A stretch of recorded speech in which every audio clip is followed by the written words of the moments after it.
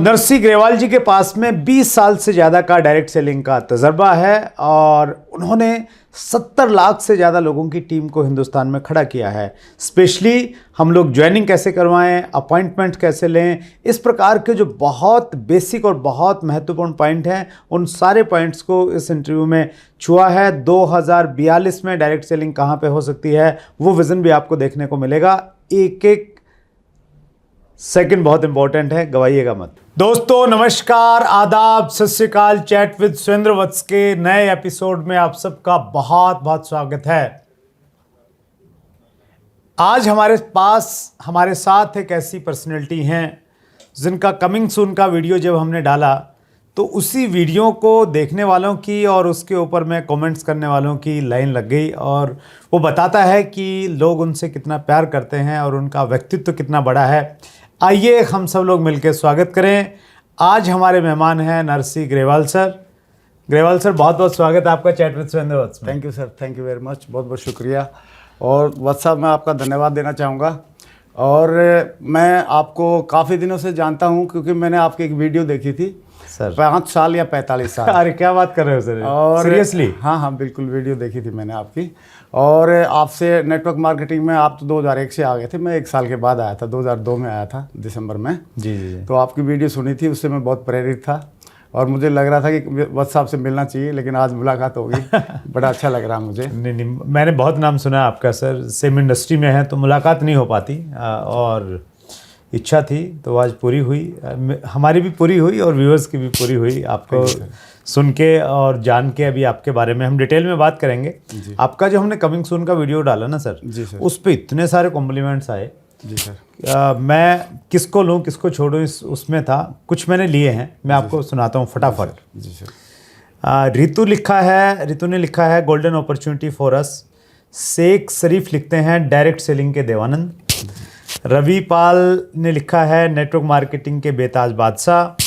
दीपक शर्मा लिख रहे हैं role model of direct selling. Sumita Visht ने लिखा है you are icon and backbone of network marketing. Chhavikant Mishra लिख रहे हैं अद्भुत यह हुई ना बात। महेश यादव लिख रहे हैं most awaited episode. Varun Sharma लिखते हैं wow historical event going to held. MLM history creators लिखते हैं it is really great news. Buddharam Raika लिखते हैं pure soul of network marketing. Pawan Gauri लिखते हैं डायरेक्ट सेलिंग के गॉड फादर। और रमेश कुमार ने लिखा है role model of real networkers. Ravi Maidan ने लिखा है जैसे बरसों से प्यासी ज़मीन को बारिश का इंतज़ार होता है, हर काली अंधेरी रात को सूरज की पहली किरण का इंतज़ार होता है, उसी तरह महागुरु श्री नरसी ग्रेवाल जी आपका हमें इंतज़ार है।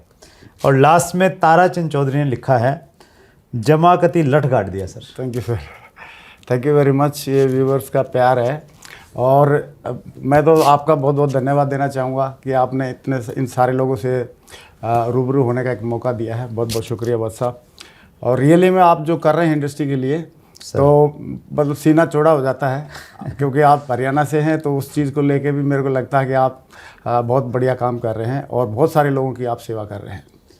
Thank you very much. ये प्रयास था नरसी सर, एक हमने शुरुआत किया था, लेकिन आप जैसे लोगों ने इसको अप्रिशिएट किया। इतना सारा बिजी शेड्यूल रहता है, जो लोग आपको नज़दीक से जानते हैं वो इस चीज़ को अच्छे से महसूस करते हैं, लेकिन उसके बावजूद भी आपने समय निकाला। एक बार फिर बहुत बहुत आभार आपका आने के लिए। Thank you sir. और शुरुआत करते हैं सर आपके अब तक के सफ़र से और उससे फिर हम कुछ सबक लेने का प्रयास करेंगे। Thank you sir, thank you very much. Vats साहब, मेरा नाम तो नरसी ग्रेवाल है और मेरे जो बचपन की शुरुआत हुई थी एक गांव से, गांव में किसान परिवार से। और मैट्रिक तक मैंने पढ़ाई की थी। पढ़ाई करते करते उस टाइम पे हमारे एक ही ड्रीम होते थे, फौज में भर्ती होना है। अच्छा। और लकीली वो ड्रीम भी पूरा हो गया। मतलब हमारा सबसे गौरवशाली जो संगठन है भारतीय सेना, आर्मी में मैं भर्ती हो गया था। करीब अंडर 18 में ही, 17 साल समथिंग का कुछ महीने का था। और उसके बाद आर्मी की जॉब कर रहे थे। आर्मी की जॉब करते करते मेरे को क्लरिकल जॉब थी, तो जॉब किया बढ़िया से। और वहाँ पे भी अच्छी फीलिंग आई। हम तो गांव में भैंस चराने वाले आदमी और एक गांव के परिवेश में थे, तो वहाँ पे भी हमारे को लग रहा था कि हमने बहुत कुछ अचीव कर लिया। और वहाँ पे एज ए क्लर्क की जॉब कर रहे थे तो अच्छा फील हो रहा था। और जॉब करते करते बाद में जो कारगिल वार आया तो उसमें भी मेरे को 2-3 साल वहाँ पे रहने का मौका मिला। अच्छा। कारगिल वार में भी मैं वहाँ पे डी हेडक्वार्टर में पोस्टेड था। उसके बाद फिर मैं आगरा में पोस्टिंग आई मेरी। और आगरा में जब मैं पोस्टेड था तब इस सबसे महान, पवित्र और मैं बोलूँगा लोगों के भाग्य बदलने वाली जो इंडस्ट्री है, डायरेक्ट सेलिंग इंडस्ट्री, इससे मैं रूबरू हुआ। और जब मुझे इस चीज़ के बारे में बताया गया तो मेरे को इस इंडस्ट्री की 3 बातें बहुत गजब की लगी सर। पहली बात ये गजब की लगी कि इसमें लाखों कमाने का, महीने में लाखों कमाने का और साल में करोड़ों कमाने का मौका है, लेकिन इन्वेस्टमेंट जीरो है। क्योंकि जो हम पैसे दे रहे हैं उसके बदले में प्रोडक्ट मिल जाता है। राइट। और प्रोडक्ट मिल गया तो इसका मतलब इन्वेस्टमेंट तो है ही नहीं। राइट। तो प्रोडक्ट मतलब मिल गया, इन्वेस्टमेंट जीरो है। पहला मेरे को एक क्वालिटी बहुत गजब की लगी। दूसरी पता चला कि मुझे कि इसमें कोई खास एजुकेशन नहीं चाहिए, कोई स्पेशलाइजेशन नहीं चाहिए, क्योंकि मैं नॉर्मल मैट्रिक पास करके फौज में भर्ती हुए थे, तो हमारे को अलग से कोई एजुकेशन नहीं थी। तो उसका भी मेरे को बहुत अच्छा लगा कि इसमें अलग से कोई एजुकेशन नहीं चाहिए। और तीसरी बात मेरे को बहुत बढ़िया लगी इसमें कि इसमें कोई प्रीवियस अनुभव की भी ज़रूरत नहीं है। आप जैसा है, मेरे पास जैसे क्लरिकल जॉब का अनुभव था या फौज की एक्टिविटी करने का अनुभव था, तो वो अनुभव के साथ भी मैं इसमें काम कर सकता हूँ। तो 3 चीज़ों से मैं इनका मुरीद हो गया, इस इंडस्ट्री का, और मैंने इसमें काम करने का डिसीज़न लिया और काम करना शुरू किया। फिर बाकी आप जानते ही हैं कि इसमें यस नो आते हैं और लोगों के चैलेंज आते हैं, वो सब आते गए, लेकिन हमने अपलाइन का और सिस्टम का हाथ और साथ हमेशा पकड़ के रखा। और उसकी वजह से जो भी अचीवमेंट्स हैं और जो भी आज पिछले करीब मैं 20 साल से इस इंडस्ट्री में हूँ, सेम कंपनी में, सेम इंडस्ट्री में 20 साल से हूँ। और 20 साल से बहुत आनंद आ रहे हैं। जॉब कर रहे थे तब भी हम आनंद लेते थे, लेकिन अभी जब से इस इंडस्ट्री में आए हैं तब से और भी आनंद आ रहे हैं। मैंने पहले 2 साल जो काम किया था एज ए पार्ट टाइम में किया था, नौकरी करते करते, उसके बाद फिर मैंने VRS लेके इसको फुल टाइम करना शुरू कर दिया। और अभी मुझे फौज में जो जॉब किया था मैंने 19 साल करी थी, लेकिन इस डायरेक्ट सेलिंग इंडस्ट्री में मेरे अभी 20 साल हो चुके हैं। क्या बात है वंडरफुल सर। आपकी कहानी से हम लोग ये सबक ले सकते हैं कि लाइफ में जब अपॉर्चुनिटी मिले तो हमें उसको ग्रैब करना चाहिए, जैसे आपने नौकरी करते करते इसको पकड़ लिया था। जी जी। दूसरा एक मैसेज ये भी मिलता है सर, आप 20 साल से एक ही कंपनी में हैं जी, तो वो अगर हम लोग एक अच्छी कंपनी के साथ में लगातार काम करेंगे तो ही हमें आउटपुट मिलेगी। और इतना बड़ा नाम और इतना बड़ा सम्मान जो कॉम्प्लीमेंट्स में अभी हमें दिखाई दे रहा था, तो वो तभी मिलता है जब हम स्टे करते हैं एक जगह। जी। और तीसरी चीज़ आपने ये बोली सर कि अपलाइन का और सिस्टम का साथ हमेशा रखा। बिल्कुल। तो ये 3 मोटे सबक सभी व्यूअर्स ले सकते हैं नरसी ग्रेवाल सर की कहानी से। आप सर 20 साल से इंडस्ट्री में हैं जी। अगले 20 साल बाद आप इंडस्ट्री को कहाँ देखते हैं? 2042 में इंडियन डायरेक्ट सेलिंग कहाँ? जी जी जी, thank you very much sir. और ये सवाल मेरे बड़े दिल के करीब है सर। एक्चुअली मैंने जब इस इंडस्ट्री में आया था तो मेरे को इसके बारे में पढ़ने का, इस इंडस्ट्री के बारे में पढ़ने का और इस इंडस्ट्री के बारे में सुनने का बड़ा शौक था। तो मेरे को किसी डायमंड्स की या किसी अचीवर की CD मिल जाती थी या कोई बुक मिल जाती थी इससे रिलेटेड, नेटवर्क मार्केटिंग इंडस्ट्री से रिलेटेड, तो मैं बहुत इंटरेस्ट लेके पढ़ता था। तो मुझे एक CD मिली थी और उस टाइम पर 98 में वो रिकॉर्डिंग कर रखी थी। तो 98 में एक अचीवर आए थे बाहर से, फॉरेन कंट्री के कोई डायमंड थे। उन्होंने बहुत अच्छे तरीके से बताया था, वो मेरे दिमाग में बिल्कुल आज तक भी सेट है। उन्होंने बोला था कि अभी जो डायरेक्ट सेलिंग इंडस्ट्री में काम करेंगे, उस टाइम पे लोगों के लिए 98 में लोग नॉर्मली स्कूटर बाइक होना भी बड़ी बात थी, कार वार लोग रखते नहीं थे। तो उन्होंने बोला था कि वो जो अभी डायरेक्ट सेलिंग इंडस्ट्री में काम करेंगे, मतलब 1990 से लेके 2000 तक वो लोग अल्टो या छोटी मोटी कार ले सकते हैं, ले लेंगे। और जो लोग 2000 से लेके 2010 तक काम करेंगे, वो आने वाले टाइम में होंडा सिटी या और बड़ी वर्जन की कार है, वरना ऐसी करके मेंटेन करेंगे।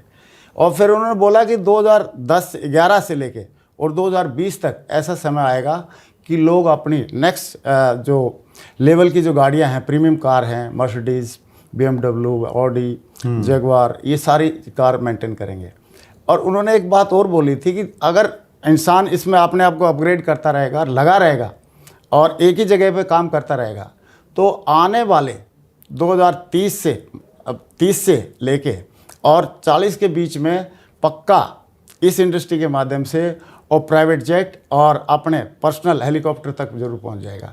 तो ऐसी मुझे लगता है कि आने वाले 2030 के बाद से 30 से 40 के बीच में इस इंडस्ट्री के माध्यम से बहुत सारे ऐसे अचीवर्स रहेंगे जो अपने प्राइवेट जेट मेंटेन करेंगे, प्राइवेट अपने हेलीकॉप्टर मेंटेन करेंगे, ऐसा मुझे लगता है। That's great sir. बिल्कुल, मैं एक चीज़ और ऐड करना चाहूँगा। please। हमारे एपिसोड नंबर 91 में हमारी मेहमान थी रीमा विरदी, जी जी और उनकी कहानी ये है सर कि वो लंदन में बैंक में जॉब करती थी, और वहाँ उन्होंने किन्हीं ने उनको डायरेक्ट सेलिंग के बारे में बताया। जी जी तो उनको विज़न बड़ा दिखा डायरेक्ट सेलिंग का। वो लंदन छोड़ के इंडिया में आई, जी जी और मैंने उनसे पूछा, इंटरव्यू में पूछा जी जी कि लंदन में और अमेरिका में सुना है लोग बहुत पैसा कमाते हैं, वो सही बात है। तो उन्होंने बोला कि वहाँ लोग इतना पैसा कमाते हैं कि वो अपनी टीम की मीटिंग है ना अपने प्राइवेट जेट में ऊपर जाके 35,000 फीट पे जाके करते हैं। बिल्कुल बिल्कुल। तो वैसा हो रहा है, तो आपको लग रहा है यहाँ भी होगा वैसा? हाँ बिल्कुल होगा सर, बिल्कुल इंडिया में भी होगा, क्योंकि जो चीज़ें पहले कुछ दिन पहले मतलब यूरोप में और अमेरिका में होती हैं, वही चीज़ें बाद में इंडिया में भी होती हैं। Yes, very true. लेकिन एक चैलेंजेस रहता है सर हमारी डायरेक्ट सेलिंग इंडस्ट्री को लेके, और 1990 के बाद से जब से इंडस्ट्री स्टार्ट हुई है तब से किसी न किसी रूप में वो चैलेंज आता है, और वो आता है मनी सर्कुलेशन। कंपनी आती हैं किसी न किसी अलग रूप में आती हैं, और इस समय वो क्रिप्टो के रूप में आ रही हैं। जी जी जी। आजकल बहुत सारे ऐसे प्लान आपको मिलेंगे जो क्रिप्टो को सेल करते हैं मल्टी लेवल मार्केटिंग के मॉडल से। जी सर, जी सर। तो ये सही है तरीका सर? क्या संदेश देना चाहेंगे एक सीनियर डायरेक्ट सेलर होने के नाते? Thank you very much. मेरी पर्सनल फीलिंग ये है सर कि हमारे डायरेक्ट सेलिंग इंडस्ट्री में मोस्टली और 99% हमारे जो प्रोडक्ट हैं टेंजिबल रहते हैं, मतलब जो हाथ में टच किए जा सकें, यूज़ किए जा सकें, प्रयोग किए जा सकें, और उसी तरह का इंडिया में माहौल भी है। तो टेंजिबल प्रोडक्ट रहेंगे तो बहुत ज़्यादा बढ़िया रहेगा। बाकी क्रिप्टो या जैसे जो प्रोडक्ट हैं, ये ऐसे प्रोडक्ट हैं ना दिखते हैं, सही है, और ये उसमें न किसी के हाथ में है, इसमें एकदम जुआ की तरह है, ऊपर नीचे भी बहुत ज़्यादा होता है। तो इनकी बजाय मुझे तो ऐसे लग रहा है कि आने वाले टाइम में अगर सबसे ज़्यादा जो बढ़ावा रहेगा इन्हीं का रहेगा, टेंजिबल प्रोडक्ट्स का। और क्रिप्टो वगैरह ये सारी चीज़ें जैसे बाकी स्कीम और ये जो आते हैं वो आते रहते हैं, जाते रहते हैं, क्योंकि जो चीज़ असली होती है, अगर मान लो 2000 का नोट असली है, 500 का नोट असली है, तो नकली उसका होना ही होना है, क्योंकि लोग जिस चीज़ की वैल्यू होती है उस चीज़ को नकली भी बना लेते हैं। तो मुझे तो ऐसे लगता है कि क्रिप्टो की डायरेक्ट सेलिंग इंडस्ट्री में कोई ज़्यादा महत्व रहेगा नहीं, और जो भी विजनरी लोग हैं, जो समझदार लोग हैं, वो क्रिप्टो वगैरह से थोड़ा अवॉइड करेंगे। उनको करना होगा, अलग से लेंगे, उसको यूज़ करें, क्रिप्टो में अलग से इन्वेस्ट करें, अलग से जो करना करें, लेकिन उसको डायरेक्ट सेलिंग के साथ नहीं जोड़ेंगे तो बढ़िया रहेगा। That's great, thank you so much sir. Thank you sir. आपने बहुत बड़ी टीम बनाई है सर। कितने लोग होंगे आपकी टीम में? 70 लाख से ज़्यादा होंगे सर। 70 लाख से ज़्यादा लोगों की टीम आपकी है। अब टीम में लोग जुड़ तो जाते हैं जी सर, लेकिन एक्टिव नहीं हो पाते हैं। जी सर। ये एक बड़ा चैलेंज रहता है हर डायरेक्ट सेलर के साथ में। तो लोगों को एक्टिव कैसे बनाए रखें? सर इसके लिए मेरा ऐसा पर्सनल मानना है कि सबसे ज़्यादा एक्टिव बनाने के लिए जिम्मेदार जो है मैं खुद रहता हूँ, हम खुद रहते हैं जी। अगर हम एक्टिव रहेंगे तो टीम की हिम्मत नहीं है एक्टिव नहीं रहे। हम अपने आप को एक्टिव रखें, पूरी तरह से 100% फोकस रहें, पूरी तरह से सिस्टम को फॉलो करें। सिस्टम जो बोलता है टाइम टू टाइम वो सारी एक्टिविटी कंडक्ट करें। अपलाइन के माध्यम से हमेशा थर्ड पार्टी करते रहें। टीम की क्या हिम्मत एक्टिव नहीं रहेगी, उसको रहना पड़ेगा, क्योंकि हम भी तो एक्टिव है आज, और हम अगर एक्टिव है तो हमारी टीम भी एक्टिव है। हाँ, और हम इनएक्टिव हो जाएं और सोचे कि टीम वाले लोग काम करेंगे तो फिर वो संभव है नहीं। डुप्लीकेशन का बिजनेस है। उसके लिए तो मैं डायलॉग एक यही बोलूँगा सर, ना मुन्ना ना, ऐसे नहीं होता है कि आप सोते रहो और टीम एक्टिव रहे, ऐसे नहीं। ऐसा संभव नहीं। जी sir. That's great, wonderful sir. Thank you sir. आपका चूंकि बड़ा लंबा एक्सपीरियंस है सर, 20 साल से आप तो एक ही कंपनी में हैं। जी सर। लेकिन ऐसा हुआ होगा आपके साथ में भी कि आपकी टीम में जो लोग थे वो छोड़ के चले गए, और एक ऐसा कल्चर सा भी हो गया है पिछले कुछ दिनों में। कुछ लोगों ने इंडस्ट्री को बड़ा ख़राब किया है कि एक जगह काम करते हैं फिर दूसरी जगह चले जाते हैं, और बहुत सारी कहानियाँ चलती रहती हैं, और छोड़ के जाते हैं तो फिर वो वीडियो बनाते हैं, कहानी बनाते हैं कि भाई मैं क्यों छोड़ के चला गया, क्या प्रॉब्लम्स हैं। और 5-7 साल से तो प्रॉब्लम नहीं थी, फिर वो अचानक सारी प्रॉब्लम दिखने लग जाती हैं। तो लोग क्यों छोड़ते हैं कंपनीज? आपका एक्सपीरियंस क्या कहता है? थैंक यू सर, बहुत बढ़िया क्वेश्चन है। और ये क्वेश्चन दरअसल हमारे को बीच बीच में फेस होता है, हमारे को भी समझ में आती है, कई सारे लीडर्स पूछते हैं हमारे से। तो मेरा ऐसा लगता है, मुझे ऐसे लगता है पर्सनली कि क्यों लोग इसलिए छोड़ते हैं। नंबर एक तो कुछ लोग वो छोड़ते हैं जो कुछ कमा नहीं पाते, कर नहीं पाते, तो उनको लगता है जब यहाँ कुछ नहीं मिल रहा तो और कहीं ट्राई करके देख लेते हैं। यानी कि उसको हम बोल सकते हैं सिंपल भाषा में कि तो नहीं कुछ कर पा रहे और उनको लगता है दूसरी जगह कुछ कर लेंगे। तो एक तो वो कारण हो सकता है। दूसरा जो कारण है लीडर्स की, अगर कोई अर्निंग कर रहा है फिर भी अगर वो छोड़ रहा है तो इसका मतलब उसकी लीडरशिप जैसे जैसे बढ़ी, अर्निंग बढ़ी, उसके साथ साथ उसकी ईगो भी बढ़ जाती है सर। ईगो भी बढ़ी, ईगो बढ़ी और पर्सनैलिटी नहीं बढ़ी उसकी। हाँ, और उसकी समझ बढ़ी नहीं। तो इसके लिए मैं छोटा सा एक एग्जांपल मैं बताता हूँ आपको कि एक बार एक बंदा था कि उसको ना 25 साल का हो गया था। उस टाइम पे भी उसको अंधेरे से डर लगता था। अच्छा। और जब छोटा था तब भी अंधेरे से डर लगता था। तो छोटा था तो उससे पूछते थे बेटा क्यों डरता है? तो वो बोलते थे बोला मुझे ना अंधेरे में हाउ खा जाएगा।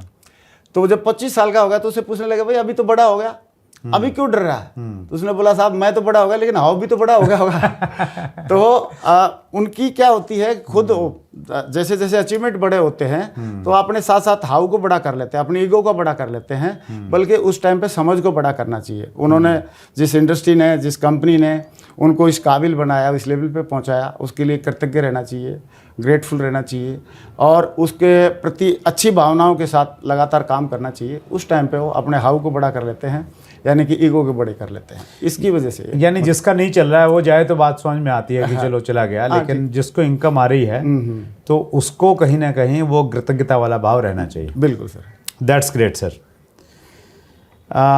देखिए हमारी इंडस्ट्री बहुत अच्छी है जी सर, और इंडस्ट्री का एक दूसरा पक्ष भी है जो लोग इसको नहीं जानते, जी सर, वो इसको बहुत ख़राब भी मानते हैं। जी सर, जी सर। और डायरेक्ट सेलिंग को अगर हम और अच्छा बनाना चाहें, जी सर, एक डायरेक्ट सेलर है, जी सर, वो ये चाहे कि मैं कंट्रीब्यूट करना चाह रहा हूँ इंडस्ट्री को अच्छा बनाने के लिए, जी तो सर। वो क्या कर सकता है सर?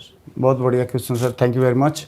सर डायरेक्ट सेलिंग को हमने और अच्छा बनाना है और इसमें कंट्रीब्यूट करना है, तो मुझे ऐसे लगता है कि हमें सबसे पहले तो हमको खुद को अपने आप अच्छा इंसान बनाना चाहिए। Right sir. खुद को, क्योंकि लोग हमको देखेंगे, खुद को अच्छा इंसान बनाएं और एक काम ज़रूर करें, इसमें सक्सेस होकर दिखाएं। क्योंकि आपकी सक्सेस को देख के बहुत सारे लोग मोटिवेट होने वाले हैं, बहुत सारे लोग प्रेरणा लेने वाले हैं, इंस्पिरेशन लेने वाले हैं। और खुद को अगर सक्सेस होकर हम दिखा देते हैं तो फिर इस इंडस्ट्री के लिए लगता है मुझे सबसे बड़ा कंट्रीब्यूशन हम दे जाने वाले हैं। क्योंकि एक आदमी सक्सेसफुल हो जाता है तो वो क्या करता है, बहुत सारे लोगों के लिए रास्ता खोल देता है। यस। सारे लोग उसको देख के और भी लोग करना चाहते हैं उसको, लेकिन एक आदमी अनसक्सेसफुल हो जाता है, 4 लोग फिर उसको देख के नेगेटिव हो जाते हैं। तो सबसे बड़ा कंट्रीब्यूशन ये कर सकते हैं कि इसमें आएँ, जिद लगाएं, पूरा कमिटमेंट दें और 100% सक्सेसफुल होकर दिखाएं और लोगों को कम ईयर करें। हमने एक पिक्चर में एक एग्जाम्पल सुना था हमने कि एक बार वो मुन्ना भाई को सर्किट जी बोलते हैं कि भाई आपको अंग्रेजी आती नहीं, आप लंदन जाओगे तो कैसे अंग्रेजी बोलोगे? तो उसने बोला नहीं आती भाई। बोला कितनी आती है? बोला मैं टेस्ट ले लूँ? बोला हाँ ले। तो उस सर्किट ने पूछा मुन्ना भाई से, आप किसी आदमी को वहाँ से यहाँ बुलाना है तो क्या करोगे भाई? तो बोला उसको मैं बोलूँगा कम ईयर। तो फिर पूछा कि आप ये बताओ अगर वो बंदा वहाँ चला गया और उसको फिर बुलाना है तो कैसे बुलाओगे? मतलब वहाँ चला गया तो वहाँ भेजना है उसको, तो कैसे भेजोगे? तो बोला मैं वहीं चला जाऊंगा और बोलूंगा कम ईयर। सही है। तो इसमें हम खुद सक्सेस लें और एक अच्छा इंसान बने और इसमें लोगों को फिर कम ईयर करें ताकि लोगों के लिए हम रियल इस इंडस्ट्री की सेवा कर पाएंगे। ऐसे मुझे ऐसे लगता है। वंडरफुल, सक्सेस का एग्जांपल बने। Thank you sir. Right sir, wonderful sir.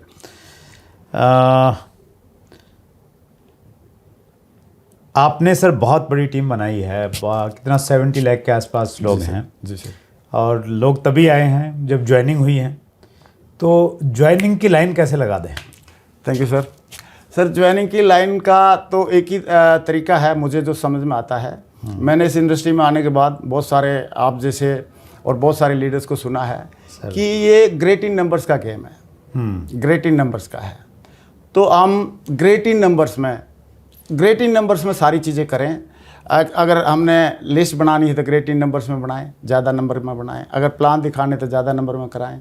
Follow up करने थे ज़्यादा नंबर में कराएं, कोर बनाने थे ज़्यादा ग्रेट इन नंबर्स में करें। और हमारे को जो सिस्टम की जो एक्टिविटी सजेस्ट की जाती है या जो हमारे सिस्टम हमको रिकमेंड करता है वो सारी ग्रेट इन नंबर्स में हो। जैसे टूल्स का प्रमोशन है तो ग्रेट इन नंबर्स में हो। तो अगर ग्रेट इन नंबर्स में हम सारी चीज़ें करेंगे तो लाइन भी हमारे पास ग्रेट इन नंबर्स हो जाएंगे। इसको सिंपल भाषा में बोलता हूँ, कई लोग बोलते हैं सर कितनी प्लान दिखाएं। मैं उनसे पूछता हूँ कि भाई आप कितने बड़े चेक चाहते हो, तो वो बोलते हैं हम थोक के भाव में चेक चाहते हैं। तो मैं बोलता हूँ थोक के भाव पे फिर प्लान दिखाओ आप। सही है।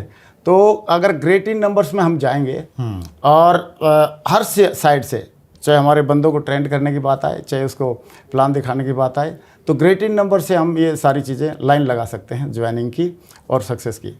That's great. Thank you sir. ज़्यादा से ज़्यादा लोगों तक जाना पड़ेगा। जी सर। मतलब प्रोस्पेक्ट लिस्ट लंबी होगी तो फिर ऑटोमेटिकली सारी चीज़ें बड़ी होती चली जाएंगी। जी सर। जी सर। राइट। व्यूअर्स के बहुत सारे क्वेश्चंस हैं सर, समय की लिमिटेशन की वजह से एक ही क्वेश्चन ले रहा हूँ। जी सर। ये क्वेश्चन पूछा है स्टडी पॉइंट हब ने, प्रॉपर इन्विटेशन कैसे करें? Thank you sir. Proper invitation कैसे करें? वैसे तो बहुत सारे हमारे पास में, अपने पास में वीडियो ऑडियो रहते हैं, आपके चैनल पे भी बहुत सारे हैं सर। और लेकिन प्रॉपर इनविटेशन कैसे करें, इसके लिए सबसे बढ़िया बात है कि प्रॉपर इनविटेशन करने के लिए अपनी प्रैक्टिस बहुत अच्छे से कर लें। ज़्यादा से ज़्यादा इन्विटेशन करें। ज़्यादा करेंगे तो आपकी प्रैक्टिस हो जाएगी और practice makes the man perfect. इसलिए ज़्यादा से ज़्यादा इन्विटेशन करने का तरीका है कि आप प्रैक्टिस करें और एक्साइटेड होकर करें, एक्साइटमेंट के साथ करें। क्योंकि ये बात फ़र्क नहीं, इस बात से फ़र्क नहीं पड़ता आप क्या बोलते हैं, फ़र्क तो इस बात से पड़ता है कि आप कैसे बोलते हैं। Yes yes. एक्साइटमेंट के साथ में करें। और तीसरा जो पॉइंट है जो मेरे को ज़्यादा समझ में आता है वो है कि लोगों की क्या रिक्वायरमेंट है। जिसको भी हम इनवाइट कर रहे हैं उसकी रिक्वायरमेंट क्या है, उसको चाहिए क्या, या उसके जीवन में हम क्या वैल्यू ऐड कर सकते हैं, उस चीज़ को ध्यान में रख के उसको बता के इनवाइट करेंगे तो ज़्यादा अच्छा इनविटेशन हमारे साथ में होगा। और हमारी जो भावना जो रहे लोगों को जिनको हम इनवाइट कर रहे हैं, हमारी भावना ये रहे कि मैं इसकी ज़िंदगी बदलने जा रहा हूँ, मैं इसके परिवार में खुशियाँ देने जा रहा हूँ और मैं इसको इस बिज़नेस में एक आइकॉन बना के दिखाना चाहता हूँ। तो ऐसी अगर भावना के साथ हम इनवाइट करेंगे तो बाकी इनविटेशन करने के जो तरीके हैं और उसमें रहता है, जैसे क्लियर द नाइट रहता है, इनविटेशन करने से पहले उसकी अगर हमने नीड पहचान ली, उसकी रिक्वायरमेंट पहचान ली और उसका हम सॉल्यूशन बताएंगे तो उसके कान खड़े हो जाएंगे और क्यूरियोसिटी उसकी जग जाएगी। और वो हमारे साथ में जब भी हम जहाँ पे 1-to-1 के लिए या हॉल मीटिंग के लिए जहाँ हम इनवाइट करेंगे वो मुझे लगता है खुशी खुशी आ जाएगा। That's great, wonderful sir. आपका 20 साल का जो अनुभव था, आपने 20 मिनट में तो उसको समेटा नहीं जा सकता, लेकिन हमने प्रयास किया और आपने बहुत एकदम टू द पॉइंट और बहुत स्टिक बात की है सर। आपने समय निकाला ग्रेवाल सर, दिल की गहराई से पूरे व्यूअर्स की तरफ से बहुत बहुत आभार। और हम लोग उम्मीद करते हैं सर, जिस प्रकार आप कंपनी की सेवा करके आपने कंपनी को इतना बड़ा बनाया है, उसी प्रकार से इंडस्ट्री की सेवा का जब जब मौका मिलेगा हम आपको याद करेंगे। बिल्कुल सर। और पूरे अधिकार के साथ आपको बुला लेंगे सर। जी सर। बस साहब आप कहें तो मैं एक बात और ऐड करना चाह रहा हूँ। प्लीज़। मेरा जो बिलीव है इस बिज़नेस में और सिस्टम में, डायरेक्ट सेलिंग इंडस्ट्री में और इस सिस्टम में, इस कदर तक है कि अभी मेरा बेटा पिछले 5 साल से इंग्लैंड में पढ़ाई करके आया है। अच्छा। 2014 में गया था, 2019 में आया, जस्ट कोरोना से पहले। राइट।